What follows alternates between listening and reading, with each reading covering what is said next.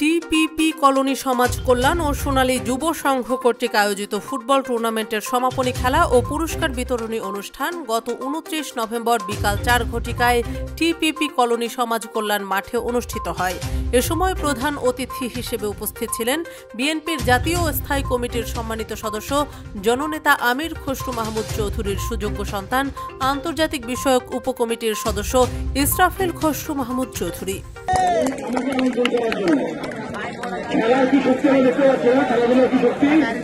খেলাধুলার একটা শক্তি নাকি পুরো এলাকার কমিউনিটির মধ্যে একত্রিত করে সবাই আজকে এখানে একত্রিত হয়েছে। এটা হলো খেলাধুলার শক্তি।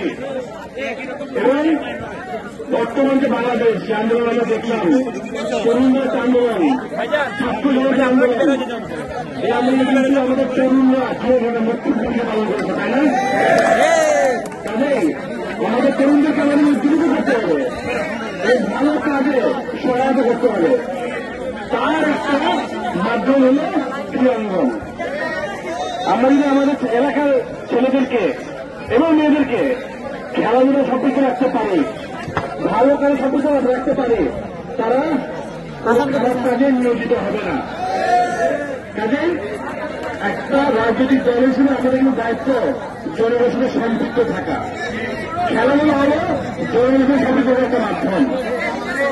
তাহলে আমরা সবাই চাইবো, এলাকার যারা মুরব্বীরা আছে, আপনি যারা এই আয়োজনের সাথে আসছে, সবাই সম্পৃক্ত, সবাইকে বলবো আপনারা এরকম উদ্যোগ আরো নেন এবং আমাদের এলাকার তরুণ সমাজে যারা আছে, যুবক যারা আছে, তাদেরকে আমরা এরকম ভালো কাজে নিয়োজিত করি।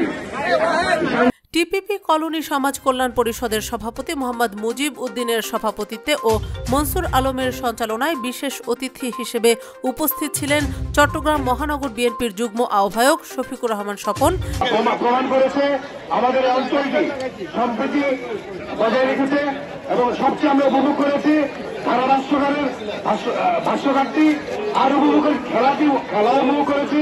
সর্বোপরি আমরা সব মিলে সার্বিকভাবে খেলাটি উপভোগ করেছি। আপনার যারা আয়োজন করেছে, যারা কষ্ট করেছে, তাদেরকে আমার অন্তর থেকে ধন্যবাদ দিয়ে